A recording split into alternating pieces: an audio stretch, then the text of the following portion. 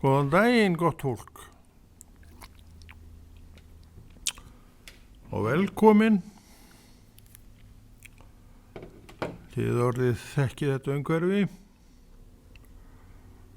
og vitið hvað hér fyrir fram með ekki annars, vitið þið ekki.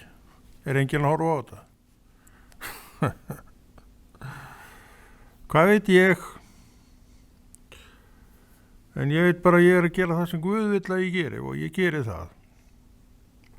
Hann verður að sjá hitt.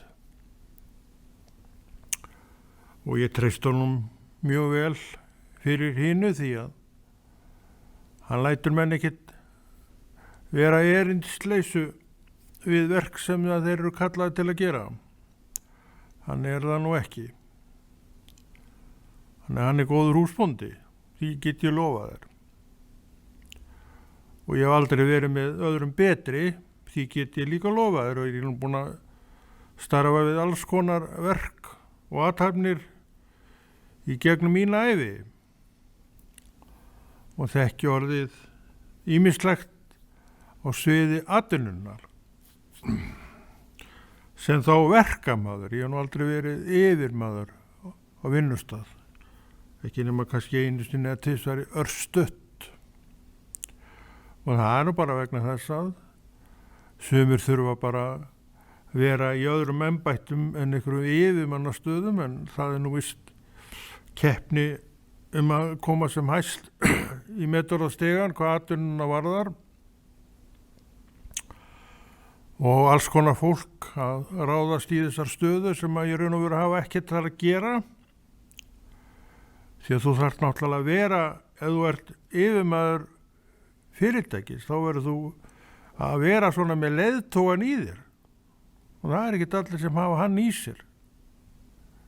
Og maður og kona sem ekki hefur leiðtogan í sér, ég held að henni gangi alltaf svona brössulega við að stýra og leiða hópinn þangað sem að til að mynda bara atvinnan skipar. Hvert fyrirtæki fyrir sig það hefur sitt fyrirkomulag og það hefur sinn mannafla, öðru sér það ekki fyrirtæki.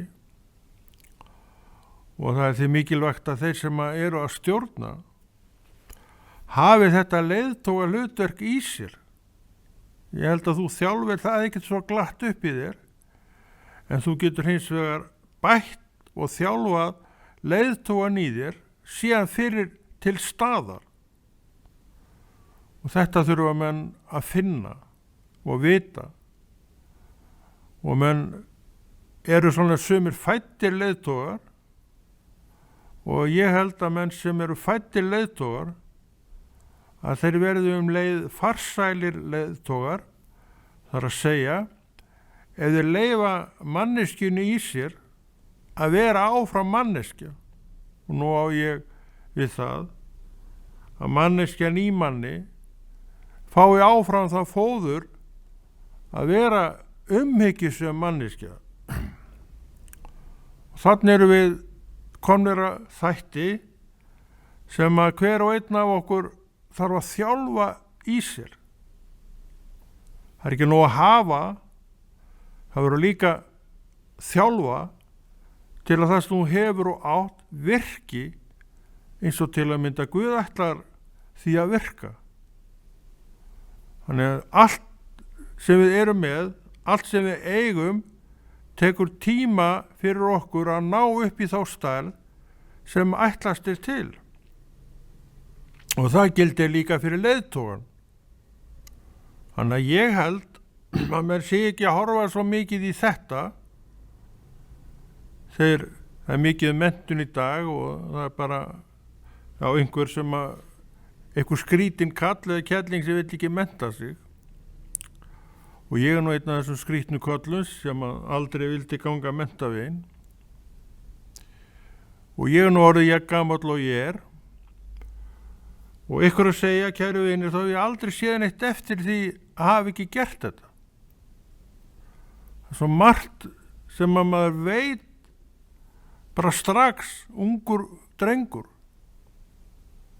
Ég man alltaf eftir því þegar ég gekk niður tröppurnar í Flensborgarskóla, það eru nú margar, þú veist hvað Flensborgarskóli er eða ekki, og ég sess að það var í honum og svo tók ég skilduna mína þar, lauk henni þar.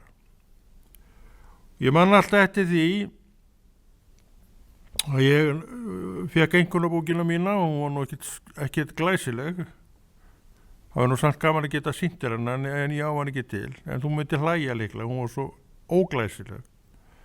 Og ég man eftir því að þegar ég labbaði götuna sem að Flensborgarskóli er eftir, er ekki Brekkugöta, held að, þá vissi ég það að ég myndi aldrei aftur læra eða setjast á skólabekk og þá er ég bara 14 ára gamall. Og þá var nú svolítið verið að fara að ýta á menn, kannski minna þá en núna, að læra. Og þá var það sagt ef að menn vildi ekki læra allar að vera með skóflu og haka allar í næmi eða hvað. Og hvað með það? Er ekki bara fínt að vera með skóflu og haka allar sín æfi? Þetta er ekkert málið. Og ég náttúrulega get núna sagt á sögu, eftir alla þessa áratugi, að ég hef ekki sest á skólabekk.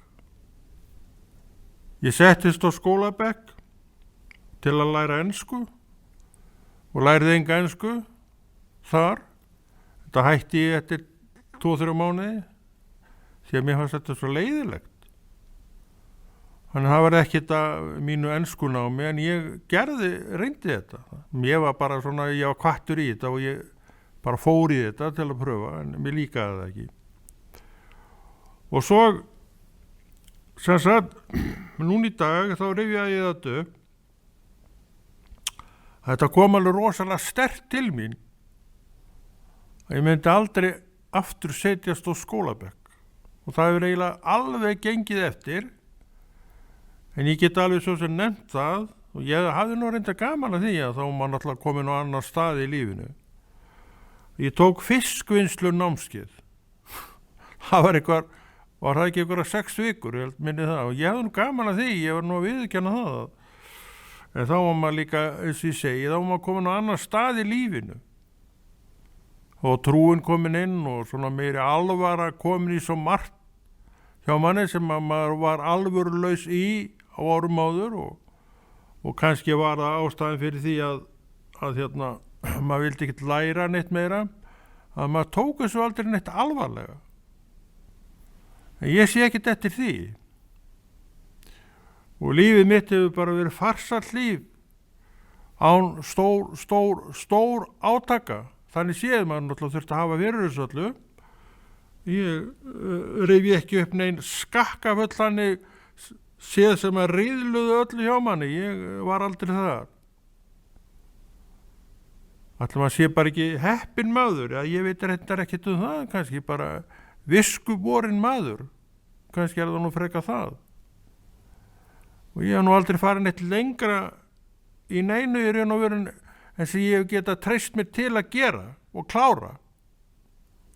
Og það tel ég vera ágætis eiginleika. Þannig að ég hef alltaf bara miðað við sjálfa mig í öllu þessu.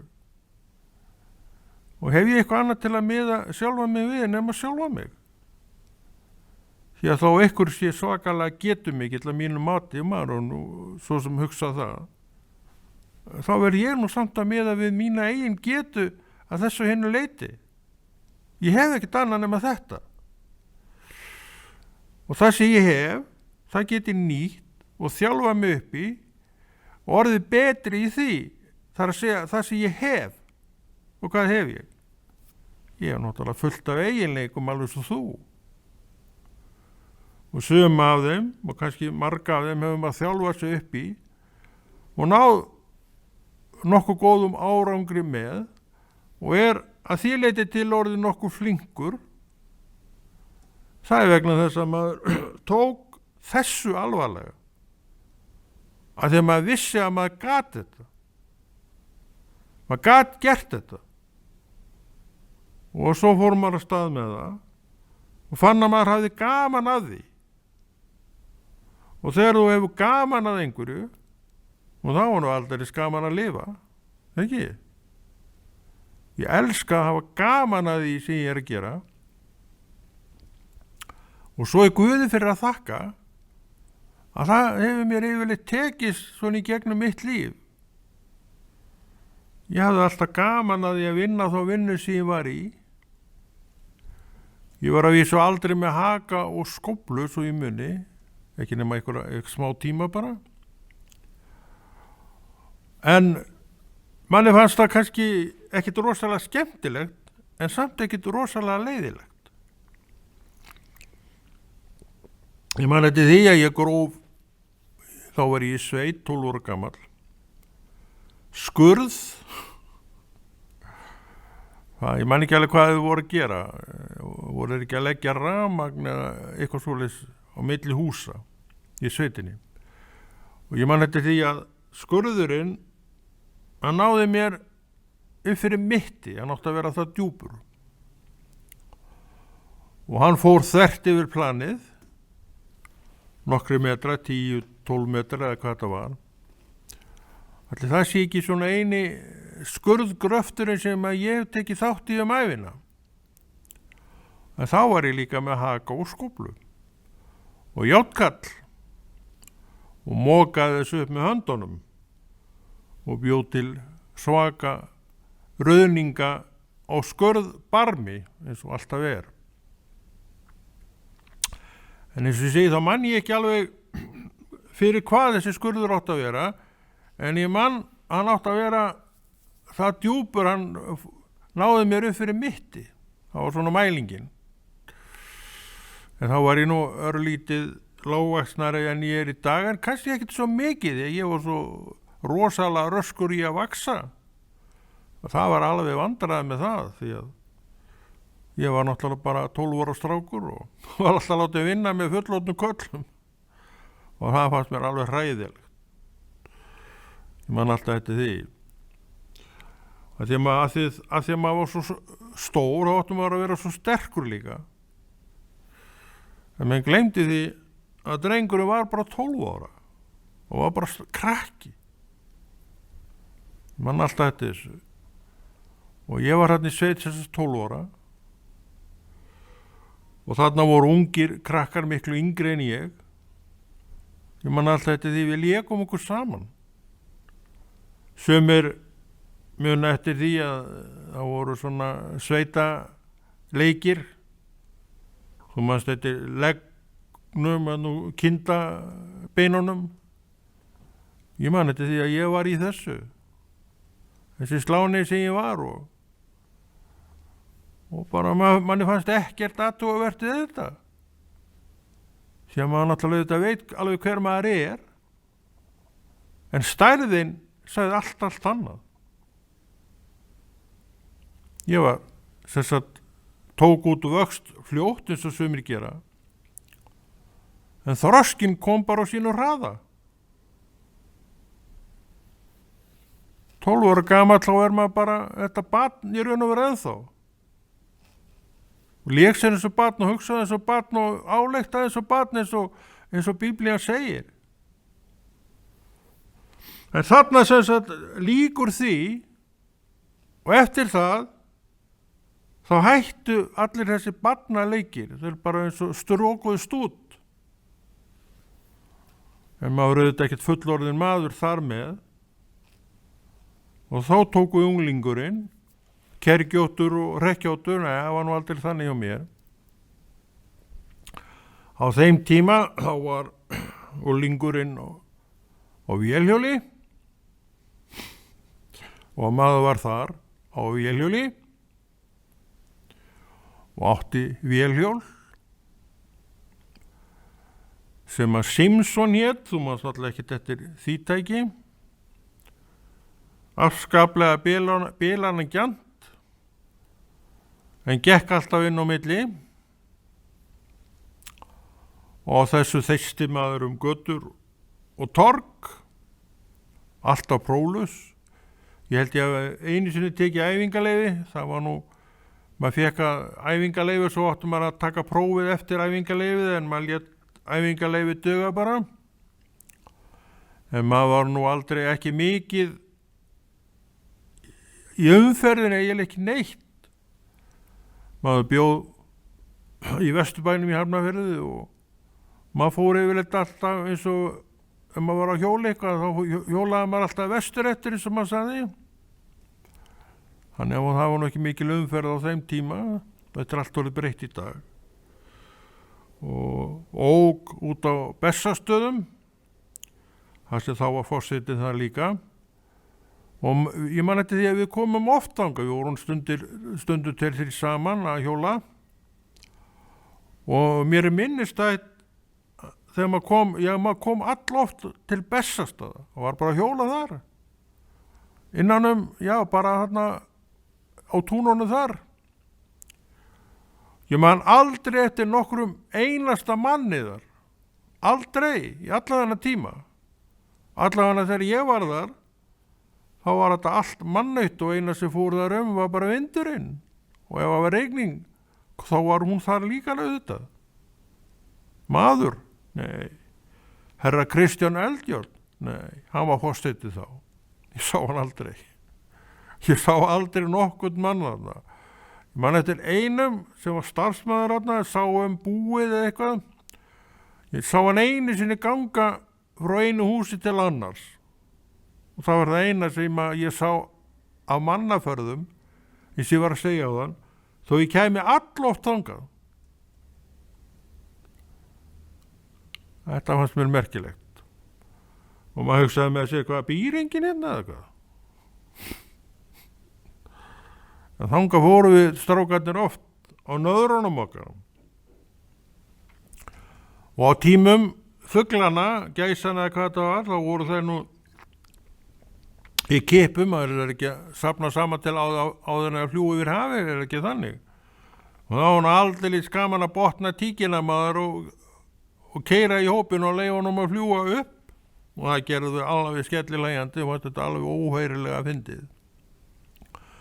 Við vorum svo sem ekkert að reyna neitt að meiða einn eða neitt, en við vissum ef við kæmum með svonum galsagangi þá myndi að fljúga upp og það klikkaði aldrei. Og þetta var við Bessastaði. Áður en við komum að hliðinu hvítmáluðu staurunum, þar fyrir neðan. Þetta er nú allt saman svo sem óbreytt þarna. En þá átti ég ekki trú, eins og ég á í dag. Þetta er eitthvað á 7. áratug síðustu aldar. En ég eignast ekki trú fyrir á 9. áratug seinustu aldar, 1989. Og þá er ég orðin all miklu eldri, en þegar ég var að þeysast á skellinöðrunum, að það konu fyrir að maður þurfti að leiða hana heim, hún bilaði. Og það bara leiddi maður hana heim. Það var ekkert annað að ræða. Þetta var svona góðu tími. Ég veit ég hef alltaf lifað góða tíma. Einu tíma sem ég finnst ekki vera góðir. Það var þeirra tíminn sem ég var að neyta áfengis. Það var ekki góðu tími fyrir mig. Og það varði til 1979 eða 78, ég man ekki hvort það var. Frá 1970 til 1978 var það ekki þá sem ég hætti. Áramótin 78-79, jú. Og það var sama þar. Og skeiði þegar ég gekk niður tröppurnar í Flensborgarskóla að ég vissi að ég myndi aldrei aftur neyta áfengis. Og þetta var 1979. Og það þú veist hvaða ári núna. En áfengi fyrir varið þessa maður sem hefur ekki komið frá þeim tíma. Og ég sakna þess ekki neitt. Aldeilis ekki neitt. Og maður ber á vissanátt ennþá svona menjar af þessu með mjög neikvæðum formerkjum. Þannig ekki fara út í þessa sálma ef þú ert ungur og fallegur og hugsar ýmislegt og veist ekki nándar því eins mikið á þessi gæi sem þú ert að hlusta á, sem ekki einu sinni að monta sig þó hann segi þetta. En þú gerir það sem þú vilt. Ég veit alveg að svona varnaðarorð hrýna nú ekki á fólk, frekar en mig. Ég fekk mín varnaðarorð frá reyndum mönnum sem lenti í því sama og ég síðar lenti í. En maður tók ekki til þessu. Það var eðlilegt, maður vissi ekki hvað þetta var. Það var hann ekki fyrir seinna sem ég vissi allt hvaða afleiðingar þetta getur haft. Og þessar afleiðingar hefur maður séð fram á þennan dag á nákvæmlega sama hátt og ég var að upplifa. En ég veit líka að það er jafn erfitt að koma þessu skilaboðum til skila til ungs fólks eins og var þá. Það er nefnilega svo einkennilegt, sumir reynda að taka við þessu. Ég veit menn sem hafa tekið við þessu og þeir létu þetta alltaf eiga sig. Og það er viska. Alveg eins og var hjá manni sjálfum þegar við vorum töffarar að reykja, fyrst reykt út í hrauni og alveg svoleiðis mátt enginn vita af því þetta. En svo voru við farnir að færa okkur upp á við í þessu og ég man eftir því að ég var þá á gangi á Strandgötunni í Hafnarfirði, þú veist náttúrulega ekki hvað hún er í Hafnarfirði. Og við vorum að reykja nokkri saman. Og ég líka. Ég man alltaf eftir því að ég horfði á fingurnar á mér og þar var hún. Og ég sagði við sjálf með konuna, hvað ert þú að gera? Og ég tók hana, hendinni, drabbi henni og lét þetta eiga sig eftir það. Og ég hef aldrei reykt frá þeim tíma. Ég kallaði það ekki reykingar að totta ykkur að vinda, að púa einhverja vindla, það er ekki reykingar.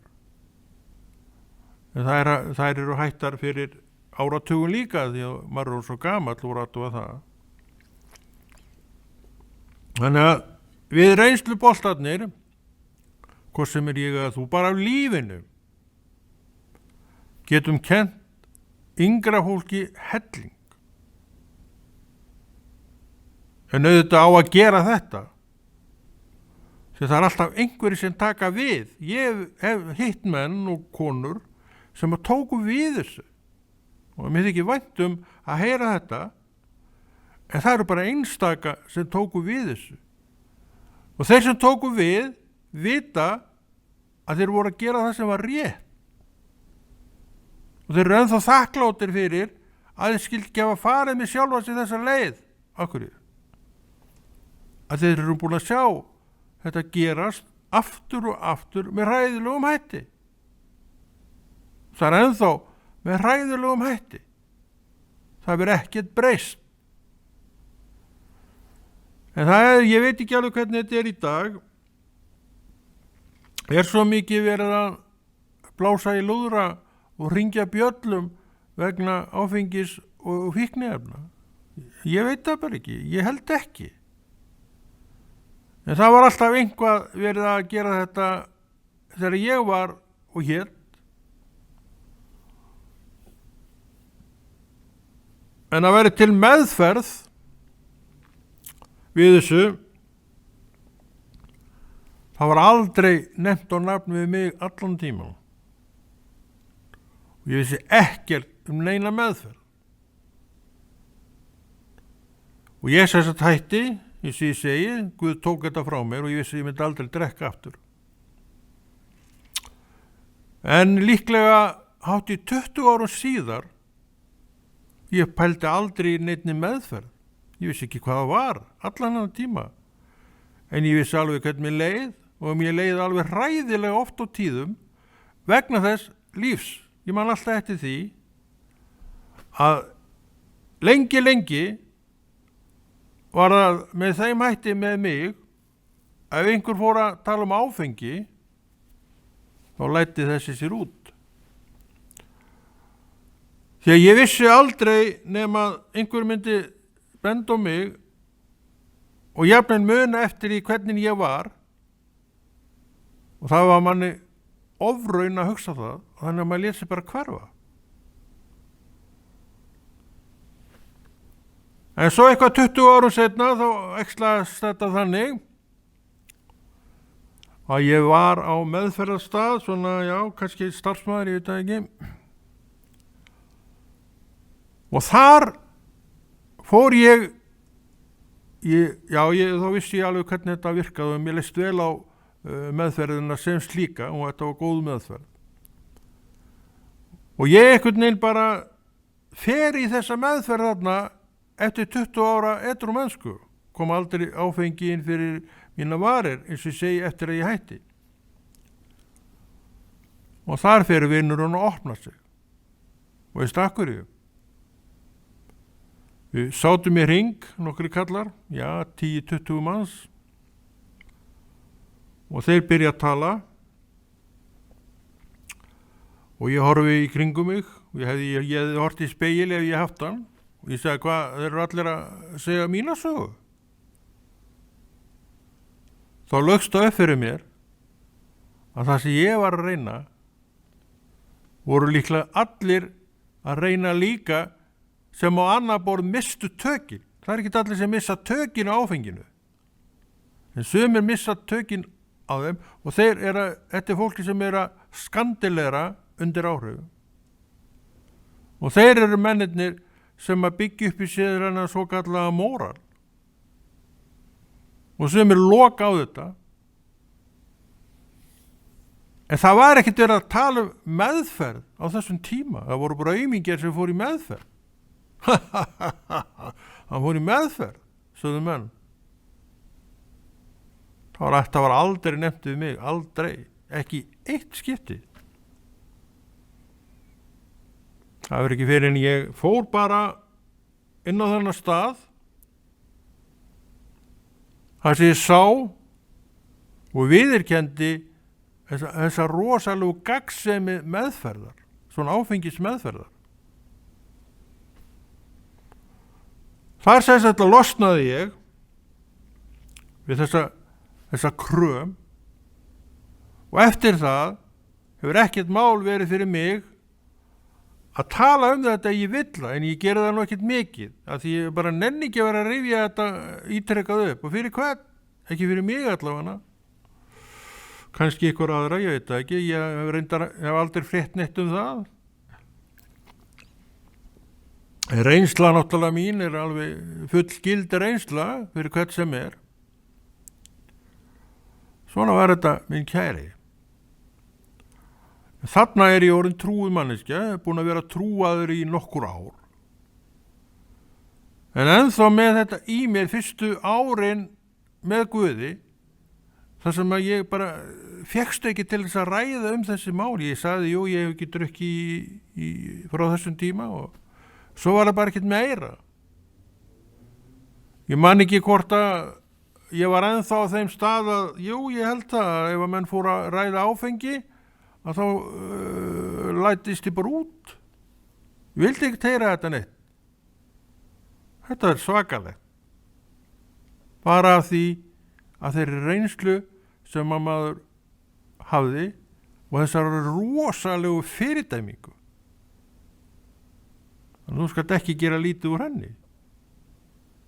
En það má fá lækningu við þessu öllu að því Guð er læknirinn. Ég veit það, í dag er náttúrulega búin að vita þetta mjög lengi, hann vissi alltaf um þessa kröm. Og hann sendi mig þarna inn, ég veit að hann sendi mig þarna inn, og ég tók ákvörðun um það að ég ætla bara að taka meðferð. Ég gat alveg fengið hana, það var ekkert mál með það, en ég fór ekkert í neina meðferð. Akkurat átti maður sem var búin að vera edrú í 10 ára eða 20 eða hvað þetta var þá, að fara í meðferð. Það var eitthvað að. Það var nefnilega hellingur að. Allt saman afleiðing af þessu lífverðni. Og ég veit að þetta hefur ekkert breyst. Það er fullt af fólki ennþá sem ræður ekkert við sína drykkju eða neyslu. Ekkert.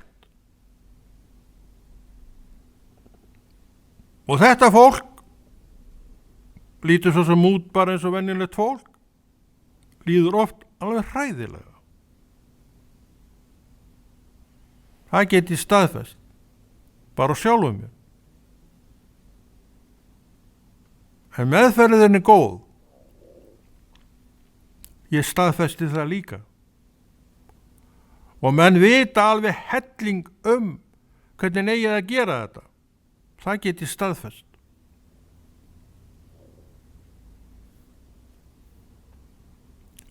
Þannig að þú getur algjörlega hreinsað þetta líf þitt upp og gert hreint og tært fyrir þér að það er ekki lengur að plaga þig. Og það lítur að vera akkur fyrir manneskju sem þarf ekki lengur að drattast með þessa byrði. Nóar eru það nú fyrir af öðrum toga. En þú ert allavega að lausi þetta drasl og fyrir það skaltu þakka. En þú skalt ekki rekna með því að menn hlaupi upp hálsin á þér til að fagna árangriðinu. Það mun sennilega ekki gerast. Fyrir ekki það gerist ekki á mér. Í raun og veru mér alveg saman það. En ég veit hvað ég á í dag. En veist þú það? Hvað var það mig það? Ég veit bara hvað ég á.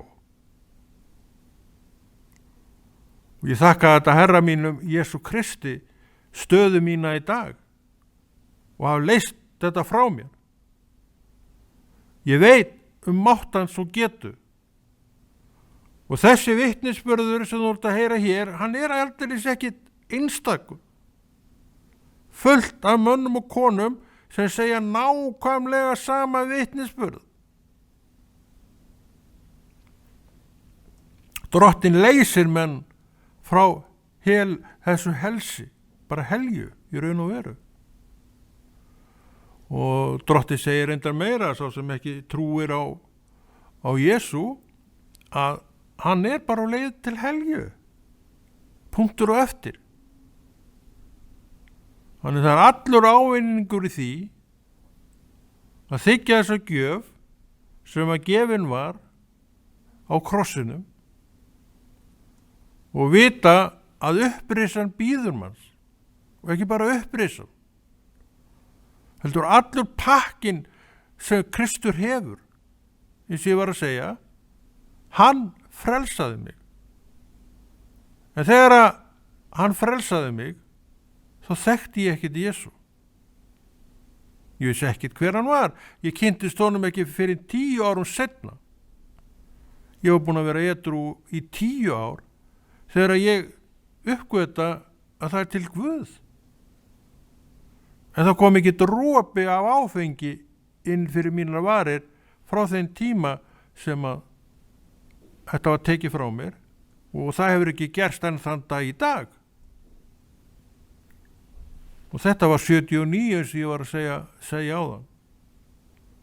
Þannig að þú sér að þessi maður er búin að vera í allmörg ár edrú. Þannig að þetta allavega þessu leyti hafa verið mjög góðir tímar. Og ég er búin að ganga mig Guði frá þeim tíma sem hann opinberaðist mér og ég sagði við sjálf mig, það er til Guð. Ég var lengi seinna, það er nú kannski ekki rosalega langt síðan það var, að þá rifjaðist það upp fyrir mér við þetta andartak að ég þekkti hann. Það er til Guð. Ég var ekki einu sinni hissa.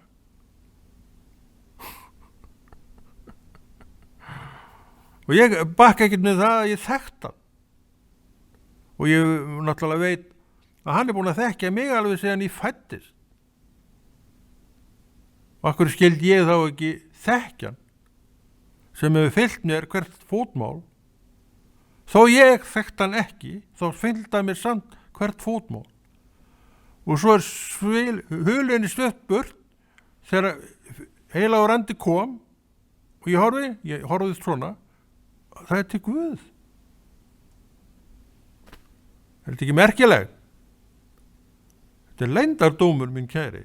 Svo merkilegt það. Þannig sjáið að það hulan sem fyrir hverju manni sem að byrgja honum sín til Guðs.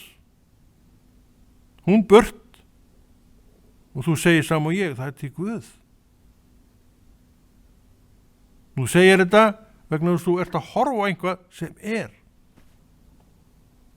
Heimurinn afgreiðir þetta náttúrulega með öfugsnúnum hætti. Það bara klikkað, við getum að tala neitt meira við þennan. Það hefur nú gerst hjá mönnum, það hefur reyndar ekki gerst hjá mér. Það hefur gerst hjá mörgum mönnum að það hefur bara verið lokað á það. Bara familjan takk, lokar bara á inni, eða hinkonuna. Loksinstöðunum var orðin heilbrigð og í lagi þá lokuðu allir á hana. Akkurri? Að það sem hún var komið með hugnast ekki fólki. Að því hulan ennþá fyrir og það sér ekki Guð og getur því ekki sagt með sanni, hei, það til Guð. Til mikill leyndardómur allt þetta. En þetta raunveruleiki. Þetta minn raunveruleiki. Og ég var að segja ykkur það áðan að ég hef ekki numið neitt, ætlaði að gera eitt og annað en gerði það aldrei. En það get ég sagt ykkur að ég hef lagt mig talsvert fram að nema fræðin sem Drottin hefur handað mér. Það held ég geti sagt mér til rós. Og ég ennþá að rifja upp og læra meira í þessum fræðum. Og ég segi, komin á minn aldur, að þetta endalaust. Og þessi skemmtilega við þetta, að þið veru nýjung og gænt fólk, að maður alltaf að reyna eitthvað nýtt, sem að maður hefur aldrei reynt áður. Hvernig það hægt? Erum við ekki búin að reyna allt? Kannski álykta maður það, en svo ekki. Þetta það skemmtilega við að þjóna lifandi Guði. Hann ekki bara alltumlíkjandi góður Guð sem elskar og þráir að hafa manninn þig hjá sér, heldur hann allt lífið. Hann sér allt. Og þú gerir í raun og veru ekkert nema Drottin sé með þér. Þess að það segir Drottin, hafðu mig með í verki. Okkur ég. Því hann vill að okkur farnist vel. Og með sér í verki klikkar ekkert. Þetta get ég staðfest sjálfur. Já, ég búin að eiga mjög gott líf. Ég bara heppinn maður þar, alla mín ævi hefur bara verið gott, nema að undan skildum þessum bigsvörtu dögum og árum sem ég varði í áfengisneyslu. Ekki fara þá leið. Sleftinni. Því að þín býður miklu, miklu betra en þetta.